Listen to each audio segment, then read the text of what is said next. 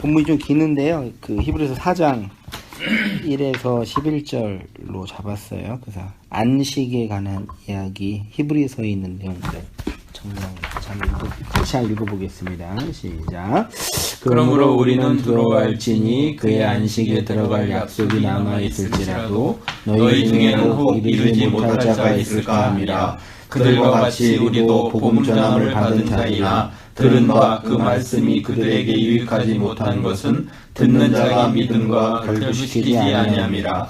이미 믿는 자들은 저 안식에 들어가는도다. 그가 말씀하신 바가 같으니 내가 노하여 맹세한 바와 같이 그들이 내 안식에 들어오지 못하리라 하셨다 하였으나 세상을 창조할 때부터 그 일이 이루어졌느니라. 제7일에 관하여는 어딘가에 이렇게 일렀으되 하나님은 제7일에 그의 모든 일을 쉬셨다 하였으며 또 다시 거기에 그들이 내 안식에 들어오지 못하리라 하였으니 그러면 거기에 들어갈 자들이 남아있거니와 복음 전함을 먼저 받은 자들은 순종하지 아니함으로 말미암아 들어가지 못하였으므로 오랜 후에 다윗의 글에 다시 어느 날을 정하여 오늘이라고 미리 이같이 일렀으되 오늘 너희가 그의 음성을 듣거든 너희 마음을 완고하게 하지 말라 하였나니 만일 여호수아가 그들에게 안식을 주었더라면 그 후에 다른 날을 말씀하지 아니하셨느니라. 그런즉 안식할 때가 하나님의 백성에게 남아있도다. 이미 그 안식에 들어간 자는 하나님이 자기 일을 쉬신 것 같이 그도 자기의 일을 쉬시느니라. 그러므로 우리가 저 안식에 들어가기를 힘쓸지니 이는 누구든지 저 순종하지 아니하는 본에 빠지지 않게 하려 합니다. 아멘. 그래서 안식에 들어가기를 힘쓰라. 여기 11절 상반절에 있는 말씀을요. 안식에 들어가기를 힘쓸지니 라는 제목으로요. 같이 말씀 나눌게요. 한번 장로님은 한번 읽어주시겠어요? 본문은 이해하기 만만치 않은 구절입니다. 이미 안식에 들어간 사람도 있다고 하고 또한 안식에 들어가기를 힘쓰라고 하기도 합니다. 안식이 이미 주어졌다고 하면서 안식하기 위해서 힘쓰라고 합니다. 우리가 안식하기 위해서는 안식하기를 힘써야 한다는 것일까요?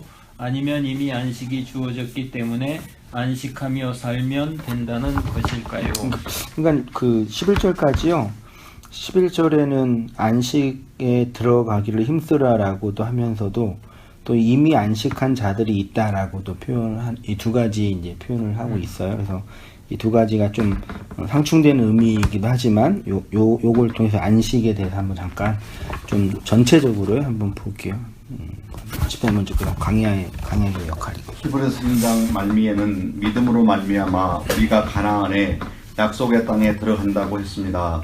그런데 믿음을 갖지 못한 자들이 광야에서 다 죽었습니다. 애굽에서 자기들이 누리던 것을 그대로 요구하다가 다 죽게 되었습니다.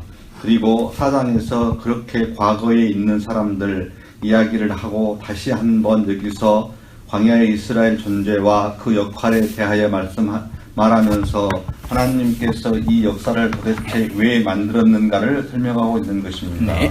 그 믿음으로 모든 세계가 하나님의 말씀으로 지어진 줄을 우리가 아나니 보이는 것은 나타난 것으로 말미암아 된 것이 아니니라.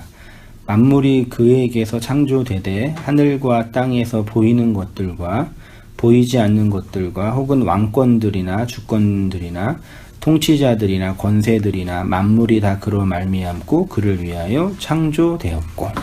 창세기를 보면 하나님께서 태초에 천지를 창조하셨다고 합니다. 그런데 히브리서 11장 3절을 보면 보이는 것은 나타난 것으로 말미암아 된 것이 아니라고 합니다. 그리고 골로새서에 가면 만물이 예수로 말미암고 예수를 위해 창조되었고 예수께로 돌아갈 것이라고 합니다. 그러면 생각해 보세요. 보이는 것은 나타난 것으로 지어진 것이 아니라 지금 보이지 않는 어떤 것이 있다는 것입니다. 그러니까 보이지 않는 어떤 것을 묵시라고 합니다. 보이지 않는 것을 보이는 것으로 설명해내는 것이 바로 시간과 공간이라는 현상계 안에서 흘러가는 역사라고 하는 것입니다. 네. 제가 볼게요. 이 실체가 보이지 않는 것, 역사 속에서 설명이 되는데 그 설명이 다 끝나 더 이상 설명이 필요 없으면 그 보이지 않는 것이 실체로 오게 될 때 모델하우스가 필요 없게 되는 것처럼 역사도 용도 폐기가 됩니다.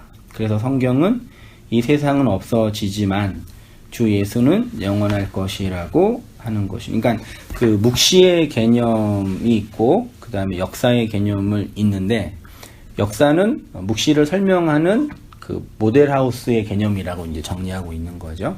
그래서 이제 묵시를 다 설명하면 역사는 완성되어 종결된다, 그렇게 정리하고 있어요.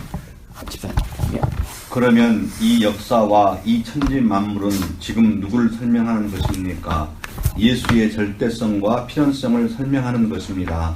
다시 말해 예수가 왜 오셔야 했는지, 왜 그분만이 유일한 구원자이신지를 설명하기 위한 교보제로 역사가 필연하게 되는 것입니다. 그 필연 속에 우리의 개인도 필연도 있는 것입니다.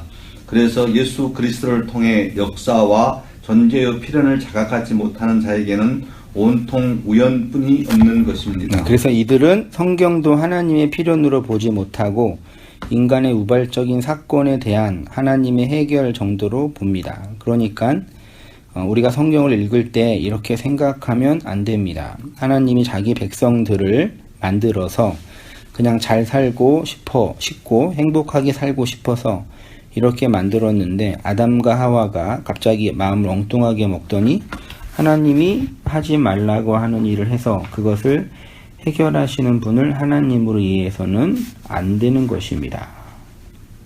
하나님은 전지전능합니다. 그분은 실수할 수 없고 절대로 자기 뜻을 변개하거나 돌이킬 수 없는 하나님입니다. 따라서 하나님이 만드신 역사는 하나님의 그 무엇을 설명하기 위해 필요한 과정과 수단으로 주어진 것입니다. 그래서 이제 소위 말해 이제 역사는 예수가 왜 오셔야 됐는지를 설명하는 그 교보제라고 하니까 지나가는 거고 또 망하는 거잖아요.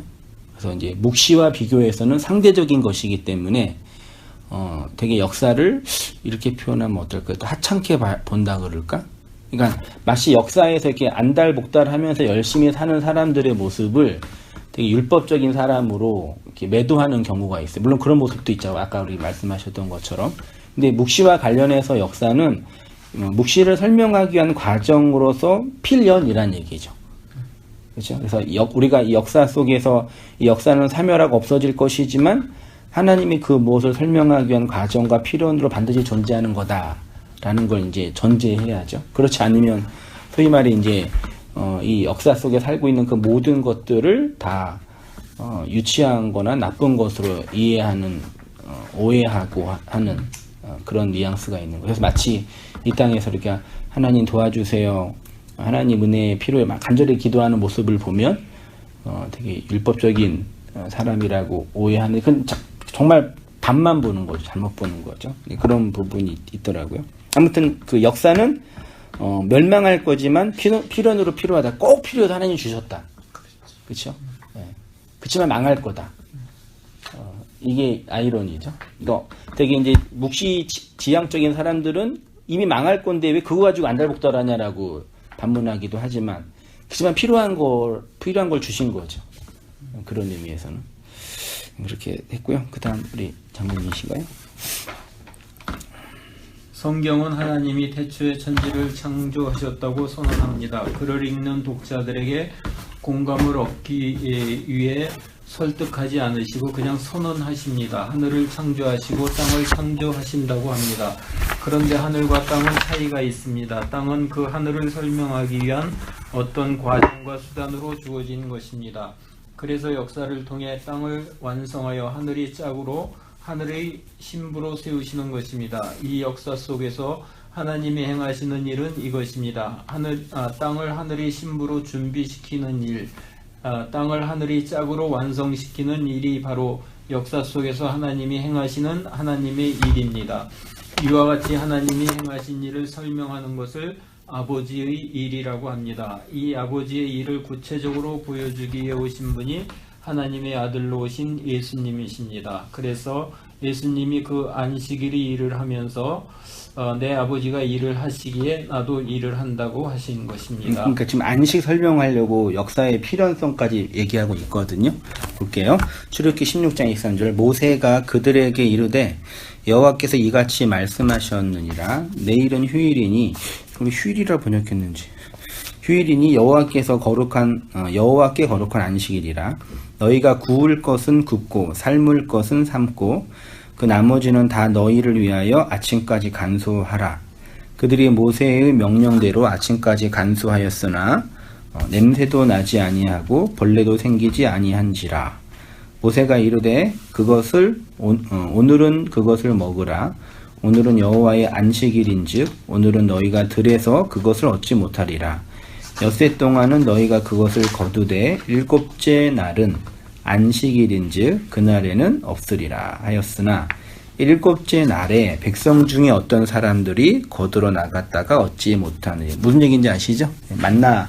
그러니까 만나랑 이제 안식일과 관련해서 설명하고 있는 거예요. 하나님은 이스라엘에게 안식을 가르쳐 주기 위해서 그들을 광야로 인도하셨습니다. 광야에서 무엇을 주셨냐면 만나를 주셨습니다.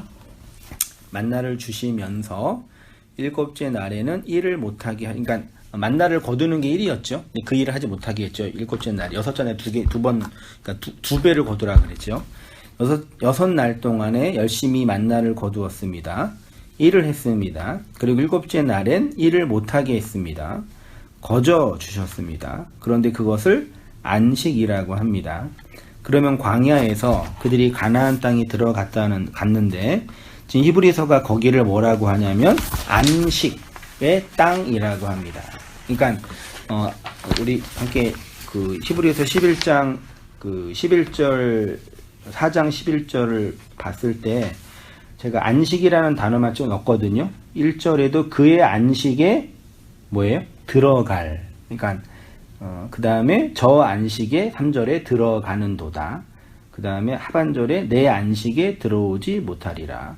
그 다음에 5절 하반절에 내 안식에 들어오지 못하리라. 8절에 안식을 주었더라면 9절에 안식할 때가 하나님 백성에게 남아있도다.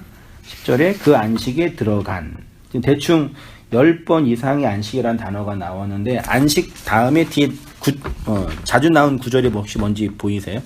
안식에 들어가라 그래요.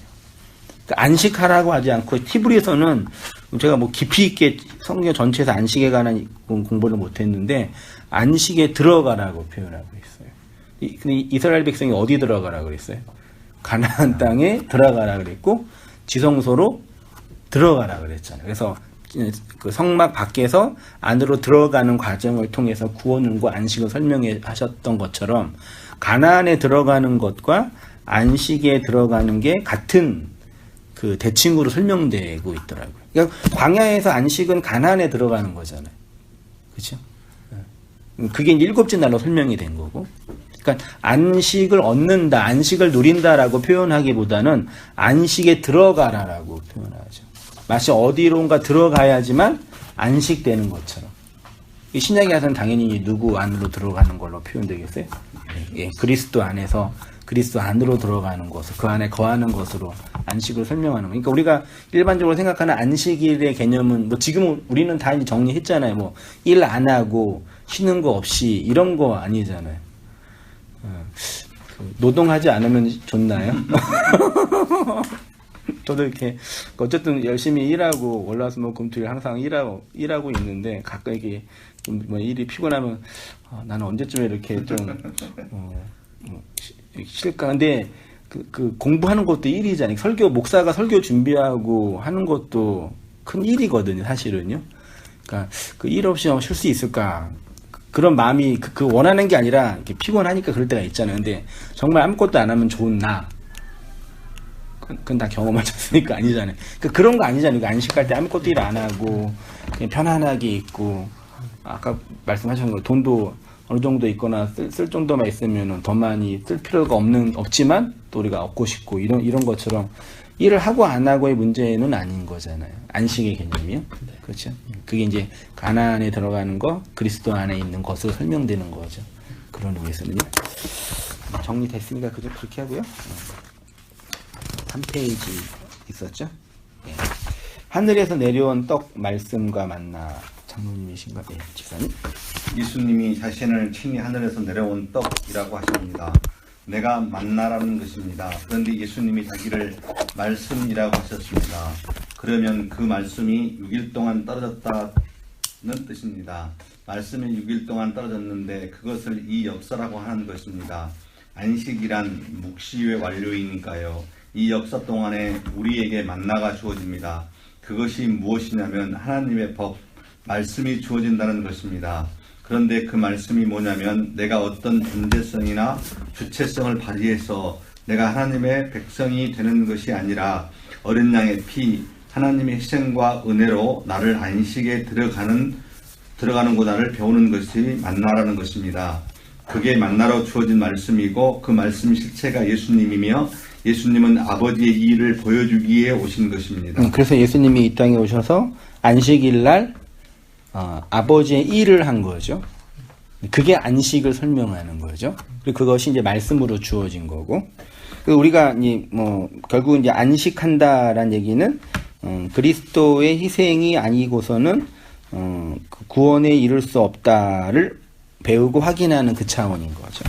해볼게요. 마찬가지로 율법이 이스라엘에게 주어짐으로 이스라엘이 광야에서 어떻게 했습니까? 우리는 안 되는구나를 알게 되었습니다. 이 역사의 존재의 목적은 뭐냐면 우리는 하나님의 은혜가 아니면 안 되는구나를 깨닫고 하나님의 절대성과 의존성 앞에 서는 거죠. 그래서 우리 집사님들, 권사님들, 장로님들 이렇게 청년들도 나누다 보면은 이런 게 이제 배어 있다 그럴까요? 인지했다 그럴까요? 경험한 거죠. 이건 것 같아요. 예. 옛날에는 내가 노력하고 기도하면 욕망이 없어졌는데 이제는 내가 돈을 많이 벌어도 돈이 있어도 더 벌고 싶어하는 마음이 내 안에 없지가 않는구나를 보게 되는 거죠. 예. 그게 이제 역사라는 이 필연의 과정을 통해서 깨닫고 그것이 하나님의 은혜의 절대성을 추구하는 삶인 거죠. 그런 의미에서는. 우리는 하나님의 은혜가 아니면 안 되는구나를 깨닫고 하나님의 절대성과 의존성 앞에 서는 것입니다. 하나님 도와주세요. 하나님이 안 주면 우리는 그 어떤 것도 먹을 수 없다는 것을 압니다. 그것이 이제 가난한 마음이라고 표현하고 있죠. 예. 여기에 이르게 이제 하나님이 각 사람을 이렇게 이제 이렇게 작업한달까 인도해 간다고 작업 괜찮는데요? 예. 그렇게 그 여기에 이제 쓰게 되니까 결국은 이제 이 말씀의 의미를 이제 절절히 이제 알잖아요. 이제 이거였었구나. 그러면 결국은 여기에 도달하니까 오늘 공부하는 그 안식이 결국은 여기에 도달한 이후에 비로소 이거를 이제 알게 되니까 이 지점을 알게 되니까 그때부터 비로소 내가 이것이 안식이구나를 느낄 수 있게 되더라고요. 이게 성경이 말하는 안식인가 보다. 지금 이제 그 상태를 고백할 수가 있거든요. 그러니까 아까 말씀하신 그 소위 말해 율법주의에 갇혀 있는 분들은 이런 인식과 자각이 없는 거죠. 그렇죠. 지금까지도 뭘 자기가 이루려고 하더라고. 있는데 약하지요. 그리고 이제 그 반반이죠. 내가 뭐 할 수 있다고 생각하고 하나님 주신다고 생각하는 거고요. 그러니까 이것이 이제 완전하게 하나님의 은혜로만 된다고 생각을 했는데 우리 그 기존 교회가 교리적으로는 이정론을 이야기를 하잖아요. 다 교리는 다 옳죠. 맞는데, 정확하게 얘기하죠. 이야기를 하는데 실질적으로 설교 내용은 반은 그렇고 반은 그렇지 않는 내용을 설명하는데 우리가 그렇게 받아들이고 있잖아요. 그러니까 하나님이 나를 구원하지 않았으면 안 돼라고는 그건 알고 있어요. 이정론에서. 근데 실질적으로 모든 걸 다 내가 하려고 그러잖아요. 그러니까 반은 되는 거고 반은 안 되는 어떤 이런 어중중한 양다리를 놓치고 있는 거죠. 한쪽이 아니고요. 한쪽만 부정하지는 않는 거잖아요. 그렇죠. 예. 이쪽도 아니고 이쪽도 아니고 양쪽 다 붙들고 있는, 그러니까 제가 이제 처음에 내가 이 김성수 목사 말씀 듣고 다른 분들한테 했는 게 너는 예수님 팔 하늘 더 붙여갖고 있다라고 얘기했는데 팔을 하나 더 붙여갖고 있는 거죠. 복을 주는 팔을, 우리의 기도를 들어주는 팔을 하나 더 갖고 있는 그렇게, 거죠. 예. 제가 이제 그렇게 표현을 했었는데, 그러니까 그분들은 발이 3개의 발이고요. 팔이 4개 있는 분을 섬기고 있는 그러니까 거죠. 절대적인 은혜를 부정하지는 않는데, 그렇죠. 예. 않는데 그 뭐가 말고 나한테 더 필요한 어떤 것들을 내가 더 해야 된다는 어떤 그런 내 주장을 이제 거기다 하는데 그게 더 강하게 나타나는 거죠. 은혜는 조금 이제 있고 안 보이고 이제. 그 엄밀한 의미에서 은혜는 없는 거네요. 그러면요. 그러니까 안 보이죠. 그러면 이제 내가 하는 그게 크게 보이는 거고요. 근데 또 이야기 듣다 보면은 이야기 속에 이제 그 은혜가 조금 나오죠. 예정론에 대한 그 이야기가 조금은, 그러니까 어떤 때는 긴 것 같고, 어떤 때는 아닌 것 같고, 이게 굉장히 혼돈스럽죠. 그분들하고 이야기를 하게 되면. 저도 그랬었으니까요. 이게 이제 정체성이 없다 보니까, 그러고 하나님 은혜가 없다 보니까, 이제 그런 이야기를 하는 거죠. 그게 이제 깨지는 경험이 이제 복음이 들어오는 그렇죠. 경험이겠네, 네. 결국은요. 그게 들어와야 깨지죠. 진짜 복음을 내 안에서 이제 복음이 들어와가지고 이제 거기서 부딪혀가지고 이걸 깨달으니까 이제 그런 것들이 없어지고 정리가 되는 예. 거지. 그것이 없으면 그냥 자기가 뭘 이루려고 하려고 하죠. 그러니까 그 조성우 집사님이라는 분 이제 있는데 그분은 참 신앙생활로 저 초창기 이제 그 신앙에서 같이 멘토로 생각하다시피 이제 그렇게 더 연배가 높으세요? 그럼요. 저보다 뭐 6, 7살 높고 아주 선진이죠. 믿음의 선진이었었는데 교회 주축이셨고 믿음의 본을 보였던 분인데 근데 이제 저 호주 가서 몇 년 있다 공백 상태에서 이제 만나서 요즘 이제 만났는데 지나고 나서 이제 네, 만났죠. 근데 저는 이미 이제 그 깨지는 과정을 통해서 이제 복음으로 정리가 됐거든요. 그래서 이제 빠져나갔단 말이에요. 그 세상에서 뭘 이렇게 움켜쥐려고 했던 그 욕심들 뭐 이런 것들이 다 빠져나가고 이미 난 두 손 두 발을 다 들어가지고 이제 이렇게 마음이 편한 상태로다가 이제 와가지고 만나는데 그 양반은 똑같이 저하고 거의 비슷한 그런 그 바닥까지 다 어려움을 똑같이 겪었는데 지금도 그걸 이루려고 붙잡고 있더라고. 근데 그 모습이 제가 이제 만나면서 보면 그렇게 추해 보이는 거예요.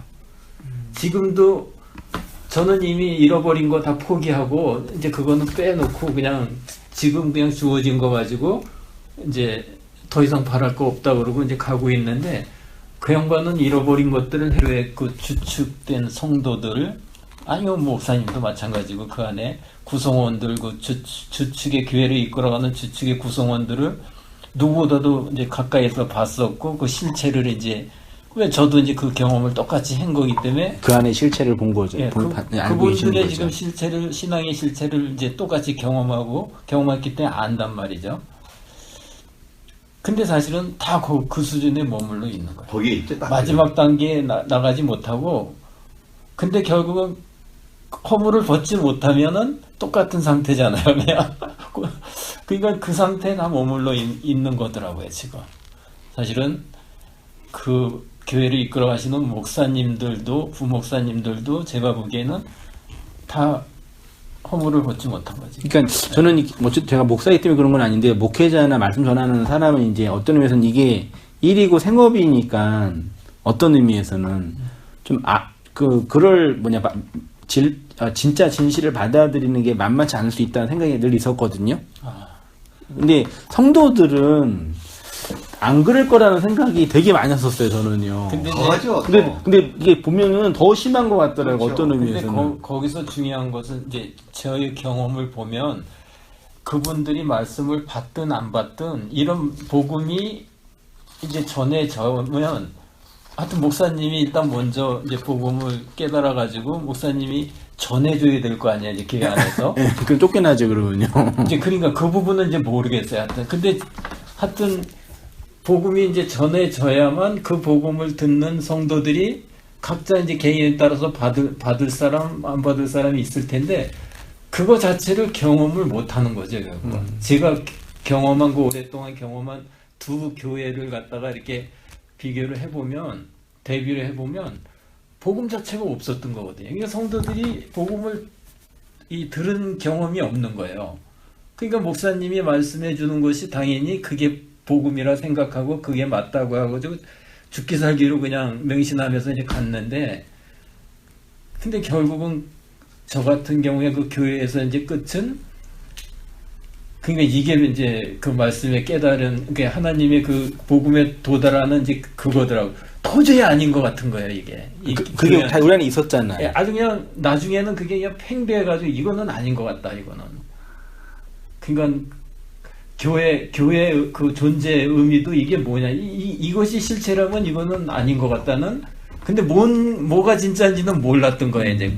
그렇지만 아닌 것 같으니까 결국은 튀어나오게 된 거거든요. 결국은 그게 이제 가득가득 차가지고 나중에 부딪히고 나왔는데 그걸 벗어던지고 나오니까 바로 그냥 이 복음이 김소수 목사님 말씀을 듣게 돼가지고 저는 그냥 금방 접목이 이제 됐죠. 그러니까 지금 현대 우리 소위 말해 이제 묵시체계 안에서 이제 김동수 목사님들 기타 목사님들 말씀을 전하는 이 복음 진리는 어떤 한 분이 전하는 어떤 그런 캐릭터 정도가 아니라 그 마음과 마음으로 이어진 어떤 복음적인 실체의 어떤 변화가 아니고서는 들리지 않는 영역인 거잖아요. 근데 사실은 그러니까 김동수 목사는 그냥 말씀 전하 어떤 수단과 가정으로 네네.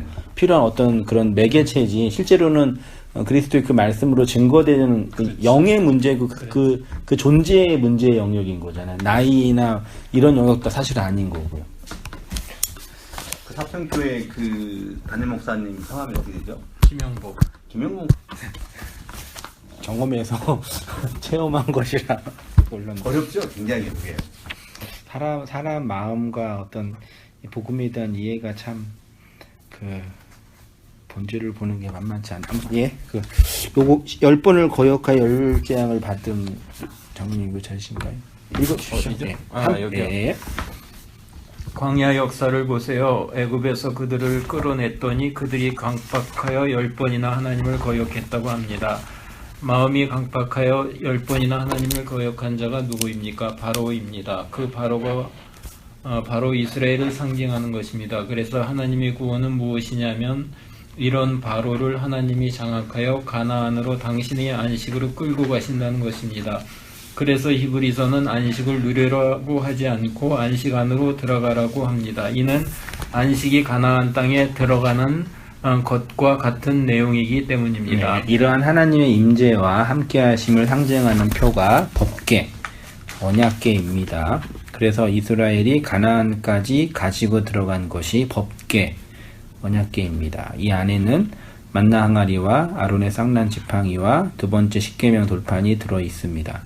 첫 번째 십계명 돌판은 옛 언약입니다. 이스라엘은 이 율법을 맞닥뜨리면 우상 숭배하는 자신들이 폭로되어 심판이 일어나는 것을 경험하였습니다. 그래서 깨지는 것이고 다 죽는 것입니다. 그런데 모세가 가운데서 중보를 합니다. 그래서 죽어야 할 그들이 살고 두 번째 돌판을 받은 것입니다. 사실 거기서 모세가 죽은 것입니다. 중보한다라는 것은 이쪽과 저쪽을 죽음으로 연결한다는 것입니다. 그래서 사람들이 두 번째 돌판을 볼 때마다 이 율법을 잘 지켜야겠다가 아니라 모세가 이 때문에 죽었고 우리 모세 때문에 산 것임을 알게 된 거죠. 그래서 하나님 나라 안식을 상징하는 법궤 안에 두 번째 돌판이 들어가는 것입니다. 시간이? 그러므로 성도가 예수라는 십계명 돌판을 본다는 것은 무엇이겠습니까? 그 예수가 깨어져 죽으셔야만 내가 살 수 있고 그 예수의 공로가 없이는 난 먼지이며 죽은 흙일문 알게 되는 것입니다. 그런데 자꾸 그 예수를 위해서 무엇인가 해야 한다고 하니까 그것은 마치 십계명 돌판을 보면서 우리가 이 십계명을 하나하나 다 지켜서 하나님께 인정받은 자로 있어야 된다는 규범과 규율로 이해하는 것입니다. 혹은 모든 율법을 완벽하게는 지키지 못하지만 그래도 최대한 지키려고 힘쓰고 노력해야 한다고 합니다. 이것은 아직 그가 인생 속에 예수의 공로와 예수의 깨뜨려짐과 예수의 죽음이 무엇인지 모르고 예수 밖에서 그 예수 이용해서 열심히 자기 의를 챙기고 자기 의를 드러내기 위한 아담 군상들의 바벨탑 쌓기에 필요한 도를 모으는 행동과 같은 것입니다. 네, 저는 이렇게 글로 이렇게 정리해서 김 목사님 글 정리해서 표현한 거고요. 우리 장로님 집사님은 역사와 인생 속에서 많은 분들을 보면서 이게 거예였구나를 이제. 그러니까 이제 저희는 이렇게 이제 해석된 말씀을 보면 정말 가슴이 아서 다야. 이게 무슨 말을 하는 건지 그냥 저기나 또 듣고 이렇게 또 오늘 이상이 말씀을 들어보니까 더 이렇게 다가오네요. 저도 쓴 입장에서는요. 예. 이스라엘이 진짜 안식에 들어가는 것을 상징적으로 보여주는 주었는데 그것이 바로 가나안 입성입니다. 안식에 들어가는 것과 가나안에 들어가는 것을 같은 것으로 설명합니다. 그런데 이들이 어떻게 가나안에 들어갔습니까?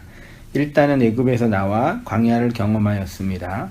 이 모든 역사의 경험을 통해 가나안에 들어갈 때 여호수아를 앞에 세우고 들어갔습니다. 여호수아는 모세의 죽음으로 세워진 지도자입니다. 모세의 죽음은 예수 그리스도의 중보를 상징합니다. 율법은 가나안에 들어갈 수 없다가 아니라 가나안 앞에서 모세가 죽어야 여호수아로 가나안에 들어갈 수 있다는 것입니다. 그래서 모세가 가나안에 들어가기 직전에 죽은 것입니다. 바위를 2번 쳐서 혈기 부려서 죽은 것이 아니라 중보자 예수를 모형하고 있는 모세가 가나안 앞에서 죽지 않으면 그들은 그 은혜로 가나안에 못 들어간다를 설명하기 위해서 죽은 것입니다. 예수 은혜의 필연성과 절대성을 모세의 죽음으로 설명한 것입니다. 장로님. 그런데 대부분의 사람들이 성경을 이렇게 십자가와 예수로 못 보니까 다 인간 중심으로 보는 것입니다. 심지어 자신들이 받아야 할 구원을 탐하면서 그 탐함 속에 하나님이 아버지 되심과 예수 그리스도의 필연성과 은혜의 절대성은 없고 오직 구원받은 인간 자신만 있는 것입니다. 그것은 기독교가 아니라 인간교일 뿐입니다. 그래서 그리스도의 은혜가 무엇인지 모르는 자들은 하나님이 마치 우리에게 천국을 반드시 선물해 줘야 하는 의무가 있는 분으로 이해하는 것입니다. 자신의 인생 속에 십자가의 필연성과 절대성이 없는 자들의 구원 욕망인 것입니다. 그러나 성경은 어느 책이든 우리 존재가 예수의 죽음 안에 함몰되어 있고 그리스도 안에서 이미 죽은 자로 선언하며 예수 죽음의 필연성과 그 은혜의 절대성을 선언하므로 성도는 그 안에서 하나님의 일을 성취하여 안식하는 자라고 선언합니다. 예수님이 이렇게 우리 인생을 통해 실체로 드러나고 있는 그 현실을 안식이라고 합니다. 그래서 히브리서가 안식에 들어가기를 힘쓰라고 하는 것입니다. 이 힘쓰라는 단어가 서신서에서요, 특히 이제 바울 서신서에서 많이 표현하고 있거든요. 그러니까 이거를 이제 율법과 행위 중심으로 본다면 우리가 노력하고 애쓰고, 그러니까 솔직히 안식에 들어가기 위해서 힘쓴다는 것 자체가 안식이 없는 거잖아요. 어떤 의미에서는요. 그렇게 이해하는데, 요거는 우리가 못하면은 큰일 나는 게 아니라 그리스도가 우리 안에 들어와서 그 안식을 이루는 과정에서 힘쓰게 만드는 어떤 내적인 동인인 거죠. 그래서 성도도, 그 복음의 진리도 마치 이제 그 임신해서 아이를 낳는 여인이 아이를 낳기 위해서 애를 쓰는 것처럼 성도 안에 그런 하나님의 시에 의해서 발생되는 구원의 그 애씀이, 그 투쟁이, 그 노력이 일어나는 거죠. 그러니까 이걸 잘못 이해하면은 율법적인 얘기라고 오도할 수 있는데 성경은 이렇게 항상 얘기하더라고요. 이걸 보면서 내가 열심히 안 하면 큰일 난다 이게 아니라 이 복음이 우리로 하여금 힘쓰게 하고 애쓰게 하고 일을 하게 하시고 그런 하나님의 열심이 있구나를 확인하고 그게 또 안식으로 주어지는 거구나를 또 고백하게 되는 거죠. 네, 그렇게 은혜 속에 있었으면 좋겠습니다. 고맙습니다. 수고하셨습니다. 오늘